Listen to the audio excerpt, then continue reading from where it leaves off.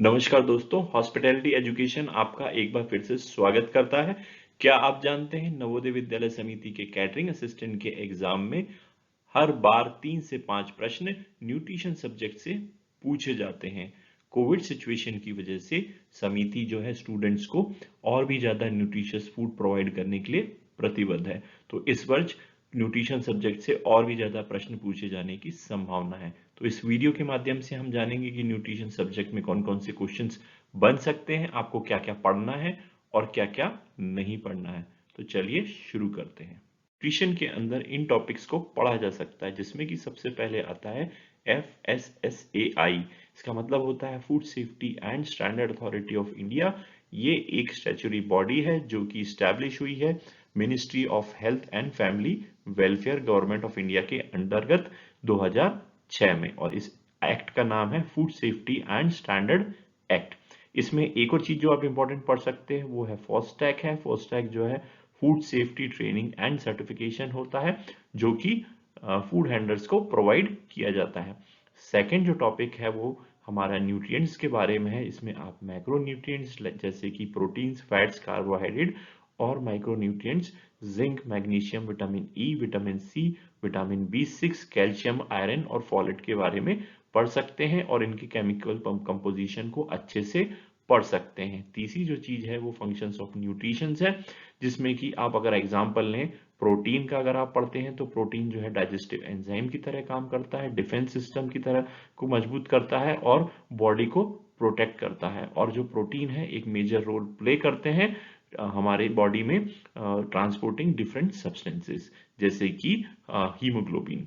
इसके अलावा जो है डाइटरी सोर्सेज को पढ़ा जा सकता है, जैसे कि विटामिन सी की अगर हम डाइटरी सोर्स की बात करें तो citrus fruit, dark green vegetable और गावा। इसी तरीके से सारे न्यूट्रिएंट्स के आप डाइटरी सोर्सेज पढ़ सकते हैं और सारे न्यूट्रिएंट्स के फंक्शंस आपको अच्छी तरीके से समझ में आना चाहिए।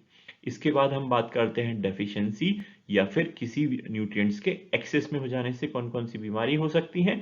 जैसे विटामिन सी की कमी से स्कर्वी, विटामिन डी की कमी से रिकेट्स हो सकता है। इनके हमें सिम्टम्स भी पढ़ने हैं। तो सारे विटामिन के, मिनरल्स के या किसी भी तरीके के न्यूट्रिएंट्स के डेफिशिएंसी या एक्सेस से कौन कौन सी बीमारी हो सकती है। इसके बाद जो इंपॉर्टेंट टॉपिक है न्यूट्रिशन के अंदर वो है RDA, जिसे कहा जाता है recommended dietary allowance.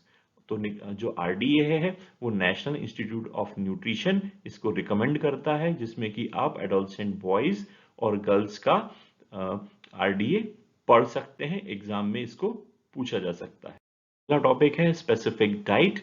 Specific diet के अंदर जो है स्पेशल मेडिकल कंडीशन के लिए कौन सी स्पेसिफिक डाइट रिकमेंड होती है, जैसे कि डायबिटीज के अंदर green leafy vegetable, whole grain, beans और फैटी फिश रिकमेंड होती है। इसके अलावा हम cancer, anaemia, high blood pressure जैसी अन्य और जो कॉमन बीमारियां हैं उनके लिए कौन सी स्पेशल डाइट होती है उसको हम पढ़ सकते हैं, एग्जाम में पूछा जा सकता है।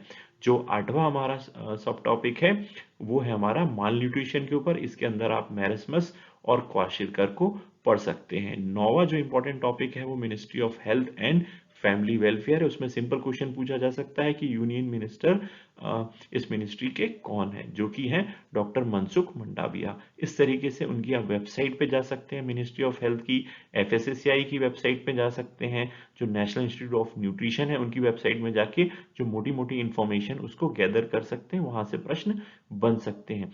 जो 10वें नंबर का सब टॉपिक है वो ओमेगा 3 फैटी एसिड है। ये जो है पॉली अनसैचुरेटेड फैटी एसिड्स होती हैं जो कि एग, वॉलनट, फिश जैसे कि सैल्मन फिश है उसमें पाई जाती हैं। इनके बेनिफिट्स, डेफिशिएंसी और सोर्सेज के बारे में हम पढ़ सकते हैं। 11वां जो सब टॉपिक है इंपॉर्टेंट है वो करंट अफेयर्स है। न्यूट्रिशन से रिलेटेड जो भी करंट अफेयर्स है उसके बारे में हम पढ़ सकते हैं, जैसे नेशनल न्यूट्रिशन वीक कब से कब तक मनाया जाता है, वर्ल्ड फूड सेफ्टी डे है जो कि 7 जून को मनाया जाता है, उसके बारे में भी हम ऐसे इंपॉर्टेंट टॉपिक गूगल की मदद से सर्च करके देख सकते हैं। अंतिम जो मुझे लगता है जो इंपॉर्टेंट टॉपिक है जो पिछली 2 बार में पूछा गया है वो है पिगमेंट्स के बारे में। पिगमेंट जैसे कि एंथोसिनिन्स, कैरोटीनॉइड्स, फ्लेवोनॉइड्स, इसके बारे में आपको पढ़ना ही पढ़ना है। उनके कौन से कलर होते हैं, फूड सोर्सेज क्या होते हैं, इनको भी आपको अच्छे से पढ़ना है। तरीके से नोट्स बना सकते हैं, जैसी प्रोटीन जो है हमारी बॉडी में बॉडी बिल्डिंग का काम करता है, और 1 ग्राम प्रोटीन में 4 कैलोरी एनर्जी होती है। ये क्वेश्चंस कई बार पूछा गया है। और प्रोटीन जो है वो बहुत छोटी यूनिट्स होती हैं, स्मॉलर यूनिट्स होती हैं, अमीनो एसिड से बनता है और टोटल जो है 22 अमीनो एसिड होती हैं, जिसमें से कि 8 अमीनो एसिड्स होती हैं जो हमारी बॉडी नहीं बना सकती है, बाकी जो अमीनो एसिड्स हैं वो हमारी बॉडी बना सकती है। तो कुछ एसिड्स होती हैं जिनको एसेंशियल अमीनो एसिड्स होती हैं जो हमारी बॉडी मैन्युफैक्चर नहीं कर सकती है, उनको बाहर से डाइट में लेना पड़ता है। तो आपको वो कौन कौन सी 8 अमीनो एसिड्स हैं उनके बारे में पढ़ना होगा।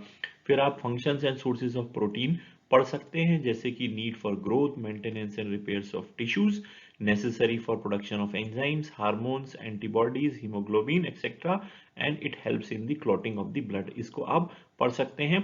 अगला जो फंक्शन है वो है प्रोवाइड एनर्जी इफ नेसेसरी। इसके अलावा आप प्रोटीन के सोर्सेज, बीन्स एंड लेग्यूम्स या एग है, मीट है, उसको भी पढ़ना चाहिए।